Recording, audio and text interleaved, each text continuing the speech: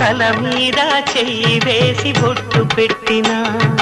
తాళి బొట్టు మెడను కట్టి బొట్టు పెట్టినా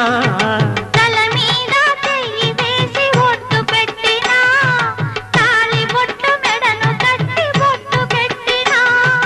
సన్ని కళ్ళు తొక్కినా సప్తపదులు మెట్టినా సన్ని కళ్ళు తొక్కినా సప్తపదులు మెట్టినా మనసు మనసు కలపడమే